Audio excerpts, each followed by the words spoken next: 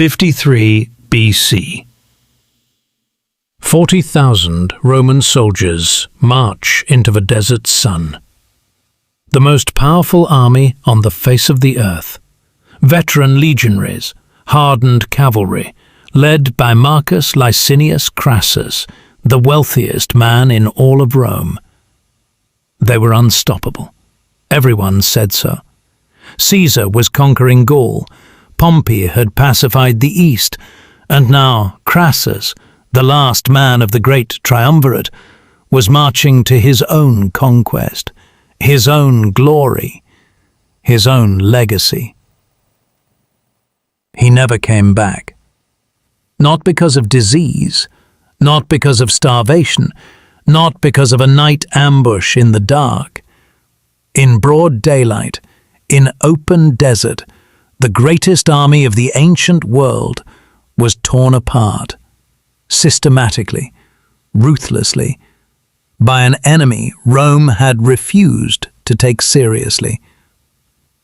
And what happened to Crassus himself is one of the most brutal, most poetic endings in the history of warfare. This is the Battle of Carrhae, and this is the empire Rome never broke. To understand why Rome walked into this disaster, you need to understand one man, Marcus Licinius Crassus.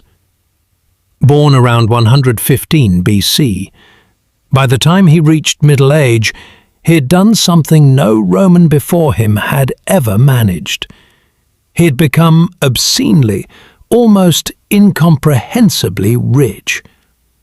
He owned silver mines. He owned vast tracts of Roman real estate. He had a personal fire brigade, which he would dispatch to burning buildings, and then offer to buy the property at a fraction of its value while the flames still raged. The owner could sell or watch everything burn. That was Crassus. Historians estimate his wealth at roughly 200 million sesterces. To put that in context, the entire annual budget of the Roman state was around 200 million sesterces. He was worth a government. But money wasn't enough. Not in Rome. Not when your two partners in the first triumvirate were Julius Caesar and Gnaeus Pompey Magnus. Caesar was conquering Gaul, writing his name into history with every battle. Pompey had already cleared the Mediterranean of pirates, pacified the East, stood in triumph before cheering Roman crowds. Crassus had gold. But gold didn't get you a triumph. Gold didn't get you a statue. Gold didn't make men speak your name with reverence 2,000 years later. He was 60 years old. He was running out of time, and he was looking east. The Parthian Empire, a vast realm stretching from the Euphrates River to the edge of modern Afghanistan. Rich, proud, and in Crassus's mind, undefended. His advisors warned him. His allies warned him. Even some in the Senate warned him. He didn't listen. He was going to Parthia. He was going to get his war. Here is what Crassus didn't understand about the Parthians. They were not a frontier tribe. They were not barbarians squatting in the desert waiting to be civilized. The Parthian Empire, formerly known as the Arsacid Empire, had been a world power for over 200 years.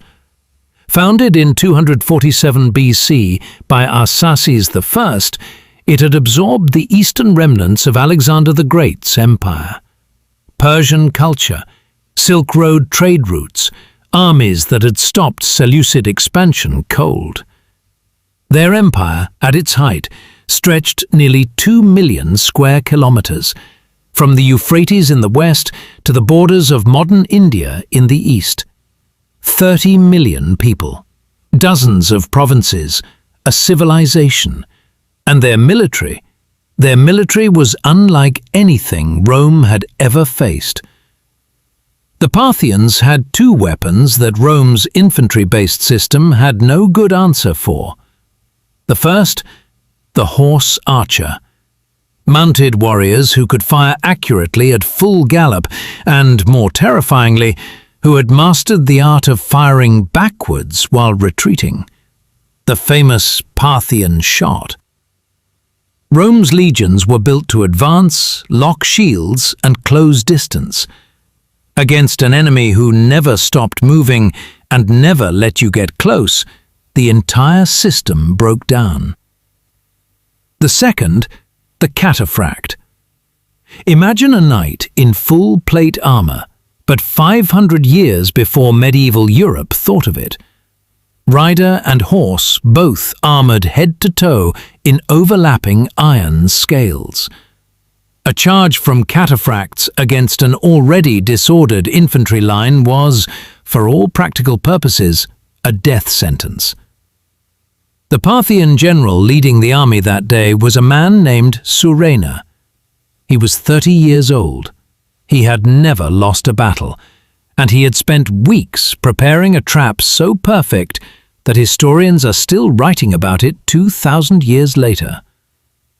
Crassus had no idea who he was. Spring 53 BC. Crassus crosses the Euphrates River with his army, roughly 40,000 men, 7 legions of infantry, 4,000 cavalry, 4,000 light troops. His plan was straightforward. March south along the river, use the water supply as a lifeline, take the Parthian city of Seleucia. Then a man named Ariamnes arrived, an Arab chieftain, an ally of Rome, he said. He had intelligence, he said. The Parthians were in full retreat, demoralized, their cavalry heading for the interior. But if Crassus moved fast, cut directly across the open plains instead of following the river, he could catch them before they escaped. Ariamnes was not an ally of Rome. He was a spy for Surena. Every word was a lie. Crassus took the bait. He turned his army away from the river. They marched into the open Syrian desert, flat, featureless, waterless.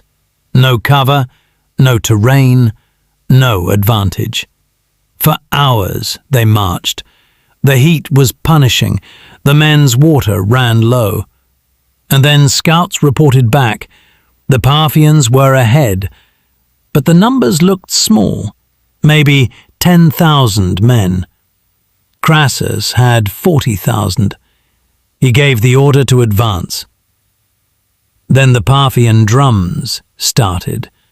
Not the sharp military drums of Rome, something deeper, resonant. The ancient sources describe it as a sound like rolling thunder, designed to unsettle horses and men alike. The Parthians had invented psychological warfare, and they deployed it with the same precision as their arrows. Then the cloaks came off. The cataphracts, hidden behind the front lines, revealed themselves, iron scales glittering in the desert sun. An entire heavy cavalry force, armored from head to hoof, waiting. Crassus ordered his men into the testudo formation, shields locked together overhead and on all sides. They would weather the storm. The storm was just beginning. The horse archers hit the testudo formations like a storm of iron, arrow after arrow. The Romans locked their shields and endured. They were waiting for the Parthians to run out of ammunition. In every battle Rome had fought, that moment always came. The enemy exhausted their projectiles, and then Rome advanced, and Rome won. But Surena had prepared for exactly this. Behind his front lines, out of sight, he had positioned an entire camel train, hundreds of camels, each carrying massive loads of arrows. As fast as the horse archers fired, they rode back, resupplied, and returned to the line. The arrows never stopped. Crassus's son, Publius, a young officer, brave and reckless, couldn't watch his men die passively. He led a charge. 1,300 cavalry, 500 archers, 8 cohorts of infantry. He would break the Parthian line by force.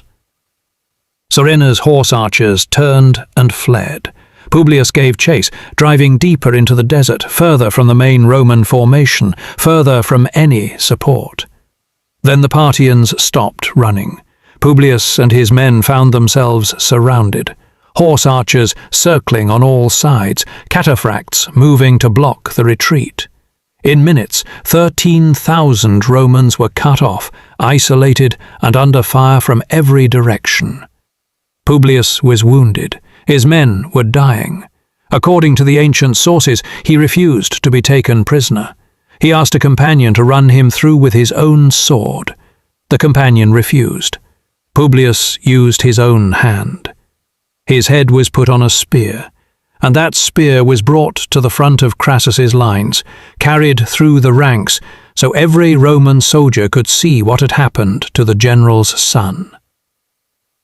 The Roman army did not break, but it began to unravel. Discipline held barely, but the psychological damage was catastrophic. Men who had marched confidently into the desert that morning now understood at a cellular level that they were in a situation unlike any Rome had ever faced. By nightfall, the battle was effectively over. 20,000 Romans were dead on the field, 10,000 were captured, marched east, deep into Parthian territory, where many spent the rest of their lives. The Aquilae, the sacred eagle standards of Rome's legions, were captured. In Roman military culture, losing your eagle was not just a defeat, it was a disgrace that could haunt a legion for generations. Crassus had lost his army. He had lost his son. He had lost Rome's eagles. And the battle wasn't even over yet. What remained of the Roman army retreated to the town of Carrhae under cover of night. Crassus had perhaps 10,000 men left who could still march. His officers wanted to attempt to break out immediately, move while darkness gave them cover. Crassus couldn't move. Ancient accounts describe him in a state of near total psychological collapse. The man who had marched into the desert dreaming of triumph was now sitting in the dark, unable to give orders. His officers took over. Some units escaped, some didn't. Crassus was eventually convinced to meet with Surena under a truce flag to negotiate terms for the survivors. What happened at that meeting is disputed. Different ancient sources give different accounts. Some say negotiations broke down and fighting erupted. Some say it was always a trap. Either way, Crassus died in the confusion, killed during the meeting or immediately after. But the story that history remembered, the story that echoed down through the centuries, was this one. The Parthians poured molten gold into the dead man's mouth. He wanted gold his whole life. They gave him all he could drink. Whether it literally happened or became myth over time, it doesn't matter. It's the story history chose.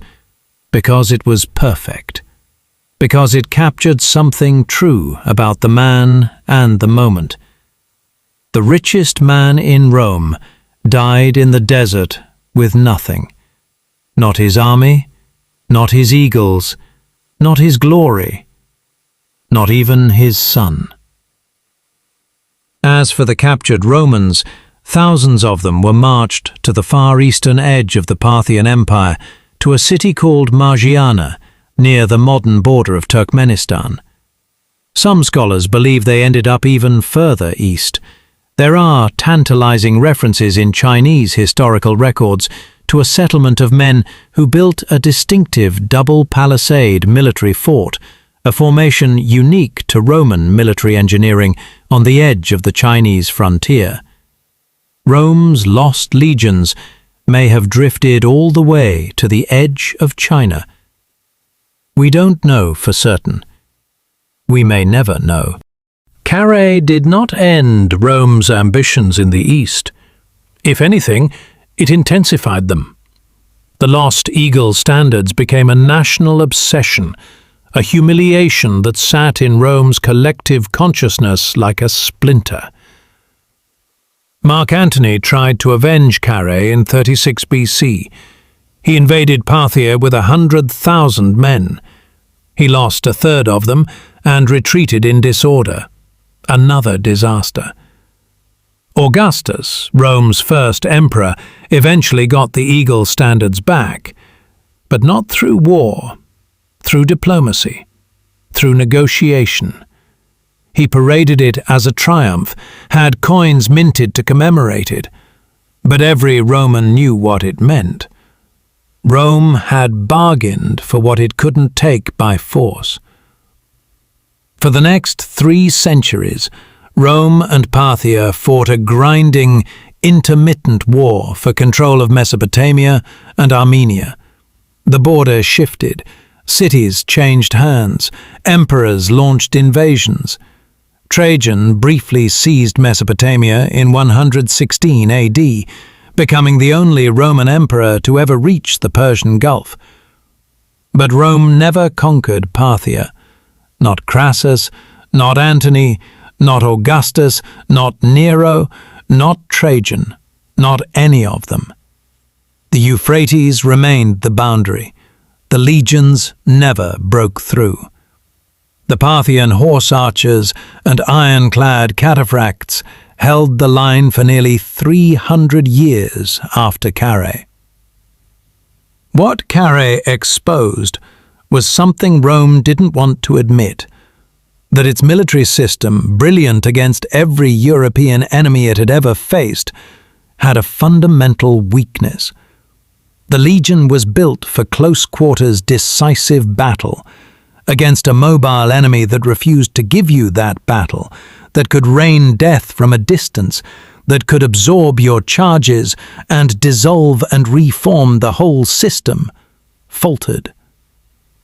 Rome adapted, eventually, but it never fully solved the Eastern problem, and it never forgot Carrhae. 40,000 men, the greatest military machine the ancient world had ever built, destroyed not by a larger army, not by superior technology, but by a general who understood that the desert itself was a weapon, who understood patience, who understood that Rome's greatest vulnerability was the pride of the man leading it. Crassus wanted glory. He got it, just not the kind he imagined. The Parthian Empire would survive for another 270 years, after Carrhae finally falling not to Rome, but to a Persian revolt from within. The Sassanids swept them away in 224 AD, and immediately became Rome's new Eastern nightmare. But that's another story. History remembered Rome. History forgot Parthia.